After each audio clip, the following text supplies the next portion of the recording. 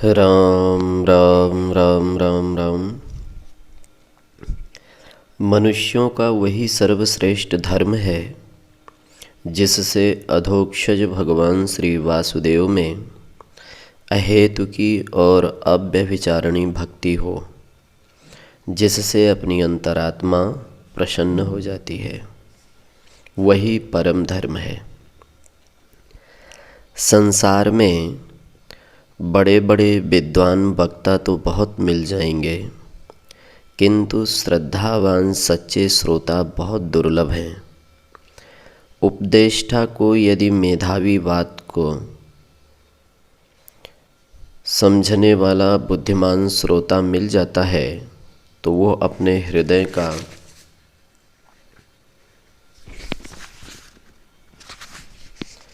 दरवाज़ा खोल देता है। उसके सामने कुछ भी नहीं छिपाता। जैसे चंद्रमा की चांदनी में चंद्रकांता मणि स्वयं ही द्रवित होने लगती है, वैसे ही श्रद्धावान श्रोता के सन्मुख वक्ता की वाणी प्रकाशित होने लगती है। शौनक जी के ऐसे एकांतिक रहस्यमयी प्रश्न को सुनकर हर्ष के कारण सूत जी के रोए खड़े हो गए। उनके दोनों नेत्र प्रेमाश्रुओं से भींग गए। हृदय की कलियां खिल उठीं, मुख प्रसन्न हो गया। कंठ के गदगद हो जाने से बड़ी देर तक वे कुछ कह ही न सके। जब प्रेम का वेग कुछ कम हुआ तब वे हाथ जोड़कर बड़े स्नेह से कहने लगे, ऋषि, आपने आज ऐसा अद्भुत अलौकिक प्रश्न किया है जिसे आपके सिवाय कोई और कर ही नहीं सकता। आज आपने मुझे कृतार्थ कर दिया। मैं अपनी मलिन मति से इसका यथार्थ उत्तर दे ही नहीं सकता।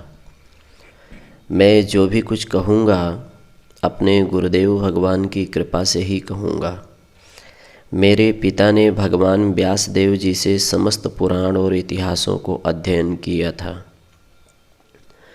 मैंने उन अपने पिता से ही वे सब शास्त्र सुने, किंतु सारातिसार तत्व तो मैंने भगवान व्यासनंदन सुख से ही सुना। अतः वे ही मेरे अज्ञान का नाश करने वाले गुरुदेव हैं। मैं जो भी कुछ कहूँगा उन्हीं की कृपा प्रसाद से कहूँगा। गुरु कृपा से ही मनुष्य सब कुछ कर सकता है। मूक भी वक्तृत्व दे सकता है, पंगु भी गिरि लंघन कर सकता है। मेरे सर्वस्व तो श्री सुखदेव जी ही हैं। उनके चरणों की वंदना करने के अनंतर मैं श्री नारायण, नर नरोत्तम, सरस्वती देवी और अपने गुरु के भी गुरु भगवान व्यास की वंदना करके आपके प्रश्न का यथातथ्य उत्तर देता हूँ।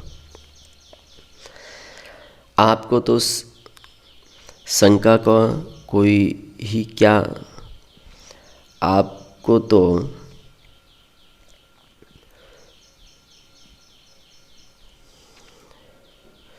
आप सर्वशास्त्रों में निष्णात हैं। सारा सार के मर्म को भली भांति जानने वाले हैं।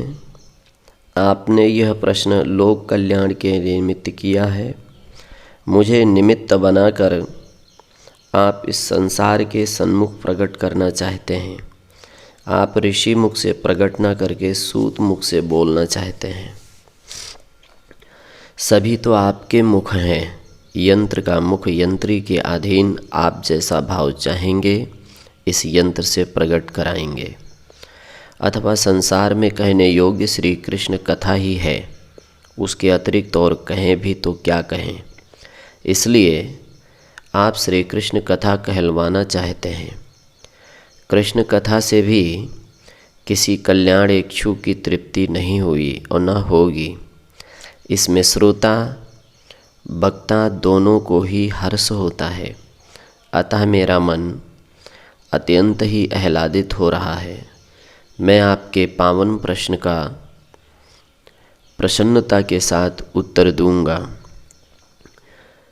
आप सब समाहित होकर श्रवण करें।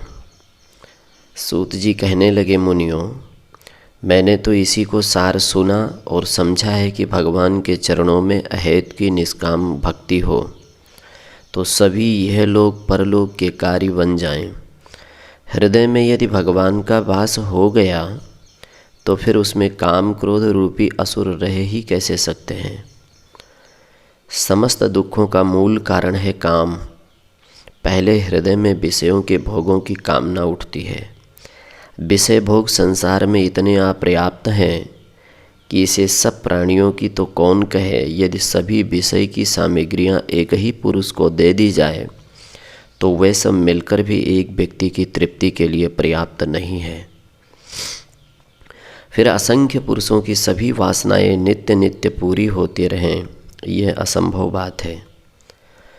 जब हमें मनोविलासित वस्तु की प्राप्ति नहीं होती तो हृदय में क्षोभ उत्पन्न होता है। वह क्षोभ ही चित्त की सभी प्रसन्नता को नष्ट कर देता है। संसार में इसी से लोगों का चित्त सदा शुभ बना रहता है। सभी किसी न किसी चिंता के वशीभूत होकर चिंतित बने रहते हैं। उनके मन में मोद विनिष्ट हो जाता है। यदि हृदय भक्ति भाव से भरा हुआ हो तो फिर कोई चिंता नहीं रहती। इसलिए भक्त सदा प्रफुल्ल चित्त बने रहते हैं। यदि वे भगवत प्रेम में रुदन भी करते हैं तो उनकी कांति फीकी नहीं पड़ती। यही नहीं, रोते समय उनका मुख कमल की तरह अधिक खिला हुआ दर्शनीय दिखाई देता है। इस भगवत भक्ति रूप अनुष्ठान का आरंभ करने से ही बड़े बड़े दुखों से मनुष्य स्वतः ही मुक्त हो जाता है। अब आप एक प्रश्न यह करेंगे कि संसार में रहकर हम भक्ति करें भी तो ज्ञान वैराग्य की प्राप्ति तो होगी नहीं। इसके लिए षठ संपत्ति चाहिए, गृह त्याग्य आवश्यक है। सो इस मार्ग में यह भी आवश्यक नहीं। जैसे राजा कहीं चलता है तो उसके सेवक स्वयं ही उसके पीछे लग जाते हैं, ऐसे ही निष्काम भक्ति होने से ज्ञान वैराग्य अपने आप ही आ जाते हैं। ज्ञान वैराग्य तो भक्ति के दुधमुहे बच्चे हैं। वे भला अपनी माँ को छोड़कर जा ही कहाँ सकते हैं।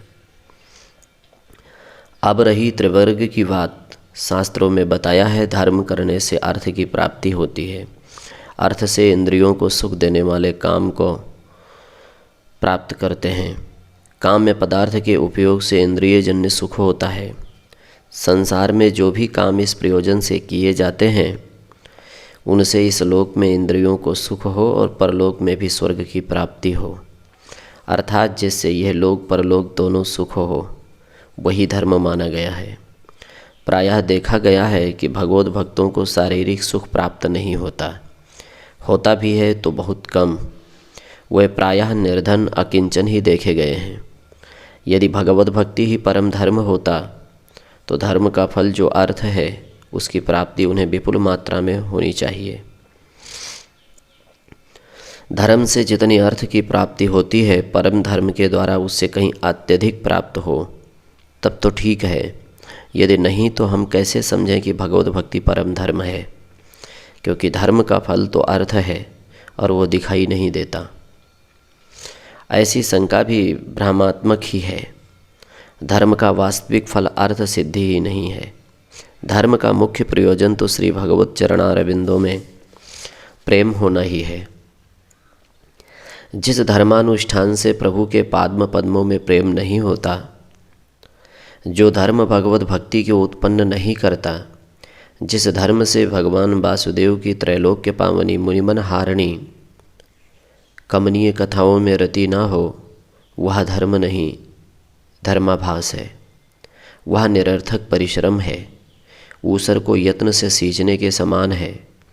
धर्म का तात्पर्य कृष्ण कथाओं में एकमात्र अनुराग होना ही है।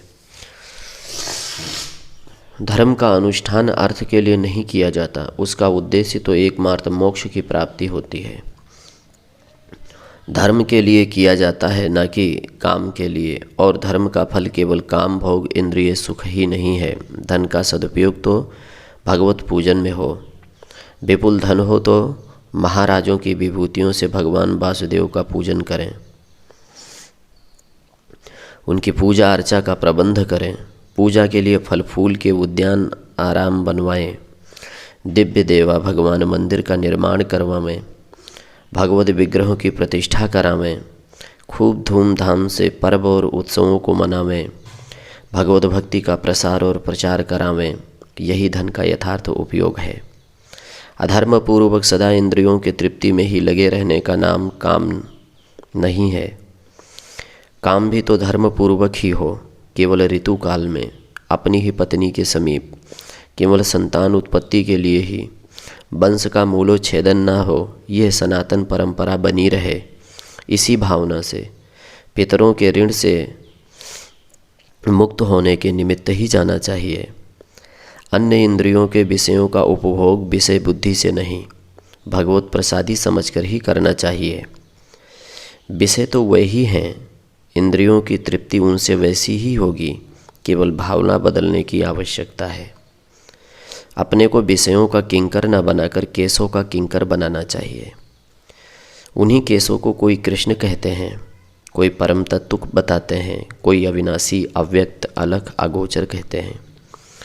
ज्ञानी उन्हीं को ब्रह्म बताते हैं, योगी परमात्मा के नाम से पुकारते हैं, भक्त उन्हीं को भगवान मानकर पूजा करते हैं। उन्हीं के लिए सब कार्य करना यही त्रिवर्गों का फल है। केवल यश प्रतिष्ठा के लिए, लक्ष्मी के लिए वर्णाश्रम धर्म का पालन किया जाए और इससे श्रीधर भगवान के पाद्म पद्मों को निरंतर स्मृति न बनी रहे तो वह धर्म वास्तविक धर्म नहीं है। हमारी समस्त चेष्टाएं नंद नंदन के ही निमित्त हों, यही परम धर्म है, यही सारातिसार है, यही सर्वोत्कृष्ट साधन है, यही मोक्ष से भी बढ़कर परम पुरुषार्थ है।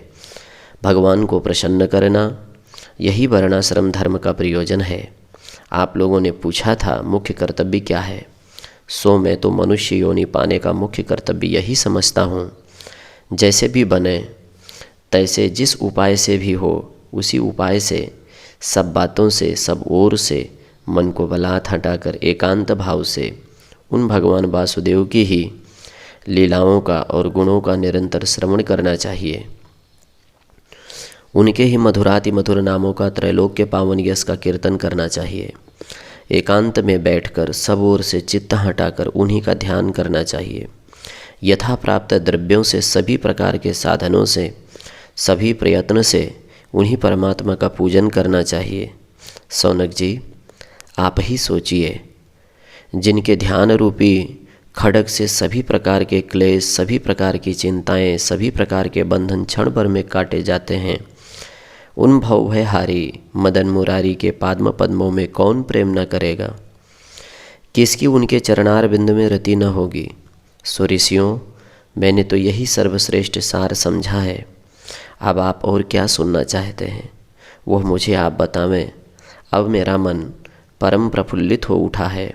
आप जो भी पूछेंगे उसी का मैं उत्तर दूंगा, क्योंकि परम धर्म यही है।